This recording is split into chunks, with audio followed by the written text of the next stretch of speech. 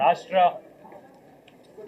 Governor గారి ప్రసంగంలో ఈరోజు ప్రభుత్వం ఏదైనా కొత్త విషయాలు చెప్తుందేమో లేదా రాబోయే బడ్జెట్లో ప్రజలకిచ్చిన 420 హామీలు 420 హామీలు ఏవైతున్నాయో ఈ ప్రభుత్వం మరి ఆ 420 హామీలు 6 గ్యారెంటీల గురించి ఏమైనా కొత్త విషయాలు చెబుతారేమో లేదా గత 15 నెలల పేలవమైన అట్టర్ ఫ్లాప్ పరిపాలన ఏదైతే ఉందో దాని గురించి ఏమైనా ప్రాయశ్చిత్తం చేసుకునే విధంగా ప్రసంగం ఉంటుందేమో గవర్నర్ గారిదని చెప్పి మేమందరం కూడా భావించినాం, ఆశించినాం. కానీ ఇది గవర్నర్ గారి ప్రసంగం లాగా లేదు. ఒక మాటలో చెప్పాలంటే గాంధీ భవన్లో కాంగ్రెస్ కార్యకర్తల ప్రెస్ మీట్ లాగా ఉంది తప్ప గవర్నర్ గారి ప్రసంగం లాగా మాత్రం లేదు. పాపం పెద్ద ఆయన గవర్నర్ గారి నోటెంబడ కూడా చాలా అబద్ధాలు, ఒకటి కాదు రెండు కాదు, ఎన్నో అబద్ధాలు, ఎన్నో అర్ధసత్యాలు, ఎన్నో అసత్యాలు కూడా పాపం వారి నోటెంబడ కూడా పలకాల్సి రావడం మేము కూడా బాధపడతా ఉన్నాం. కాంగ్రెస్ సర్కారు యొక్క ఘోర వైఫల్యం వల్ల ఈరోజు రాష్ట్రంలో రైతాంగం ఆందోళనలో ఉంది. ఎక్కడికక్కడ పంటలు ఎండిపోతున్నాయి. రైతులు ఇప్పటికే 480 పైచిలకు మంది రైతులు ఆత్మహత్య చేసుకున్నారు. వాళ్లకు కనీసం ఒక్క మాట, వాళ్లకు సాంత్వన చేకూర్చే మాట, వాళ్లకు ఉపశమనాన్ని ఇచ్చే మాట, వాళ్ళకు భరోసానిచ్చే ఒక్క మాటనన్న గవర్నర్ నోటెంబడి వస్తుందేమో. పంటలు ఎండిపోకుండా కాపాడుతాం, నీళ్ళు ఇస్తాం, బుద్ధి తెచ్చుకున్నాం, ఇకనైనా బుద్ధితో మెదులుతామని చెప్పి ఒక్క మాటన్నా చెప్తారేమో అనుకున్నాం. ఒక్క మాట కూడా వారి నోటెంబడ రాలేదు. అసలు ఈరోజు వరకు రాష్ట్రంలోని ఏ గ్రామంలో కూడా 25 నుంచి 30% మించి రుణమాఫీ జరగలేదు. ఇది నిర్వివాదం. ఇది మేము శాసనసభలో పోయిన సమావేశాల్లోనే అడిగినాం. ముఖ్యమంత్రి గారు సొంత ఊరికి పోదామా, సొంత నియోజకవర్గానికి పోదామా, ప్లేసు డేటు టైము మీ ఇష్టం, ఊరు కూడా మీ ఇష్టం. ఒక్క ఊళ్ళే 100% రుణమాఫీ అయితే మేమందరం రాజీనామా చేసిపోతామని చెప్పి కూడా చెప్పినాం. కానీ మళ్ళీ ఈరోజు గవర్నర్ గారి నోటెంబడ రుణమాఫీ అయిపోయింది, లక్షలాది మంది రైతులు సంతోషంగా ఉన్నారు అని చెప్పి అబద్ధాలు చెప్పించి గవర్నర్ గారి స్థాయిని కూడా దిగజార్చి ఈ కాంగ్రెస్ ప్రభుత్వం మళ్ళొక్కసారి తన భ్రష్టత్వాన్ని, తన నీచత్వాన్ని బయటపెట్టుకుంది.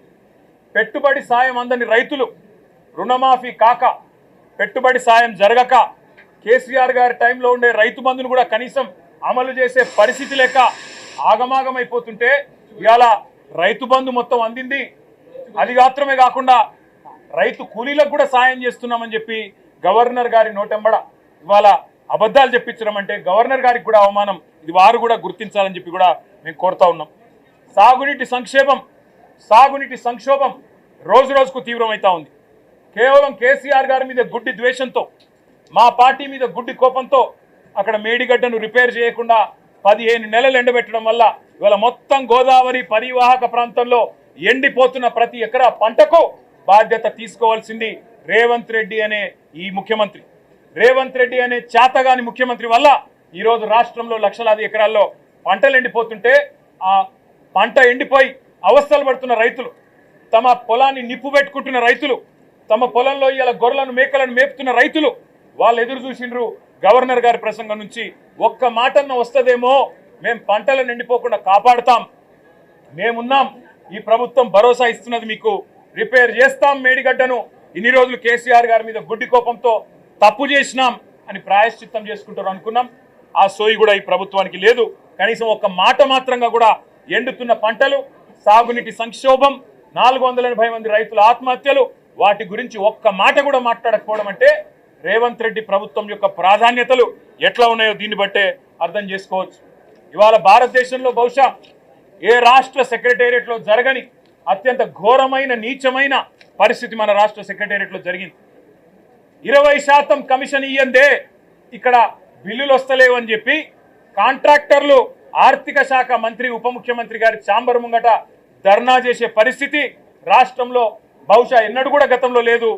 మరి భారతదేశంలో కూడా బహుశా ఎక్కడా లేదని నేను అనుకుంటా ఉన్నా. ఇవాళ 20% కమిషన్ తప్ప విజన్ లేని ప్రభుత్వం ఇది. ఈ విజన్ ఉంది, ఆ విజన్ ఉంది, ఏఐ, డేటా సైన్సెస్ అని పెద్ద పెద్ద మాటలు. విజన్ లేదు, మన్ను లేదు, కమిషన్ తప్ప. No vision, only commission. Only 20% commission అనే విధంగా ఇవాళ ప్రభుత్వాన్ని నడుపుతూ ఢిల్లీకి మూటలు పంపుతూ ఇక్కడ చిన్న కాంట్రాక్టర్లను సర్పంచ్లను చిన్న చిన్న వ్యక్తులను వేధించి చివరికి ఓవర్సీస్ స్కాలర్షిప్లు ఇవ్వకుండా గురుకులాల్లో తిండి పెట్టకుండా ఈరోజు పిల్లల్ని చంపుతున్న అరాచక ప్రభుత్వం రేవంత్ రెడ్డి ప్రభుత్వం, కాంగ్రెస్ ప్రభుత్వం. కనీసం గురుకులాల్లో ఉండే అధ్వాన్నమైన పరిస్థితుల గురించి ఒక్క మాట చెప్తారేమో అనుకున్నాం. దాని గురించి ఒక్క మాట లేదు. చనిపోయిన 83 మంది పిల్లలకు కనీసం ఒక మాట సానుభూతి చెప్పి సంతాపం చెప్తారేమో అనుకున్నాం. ఒక్క మాట కూడా వారి గురించి ప్రస్తావన లేదు.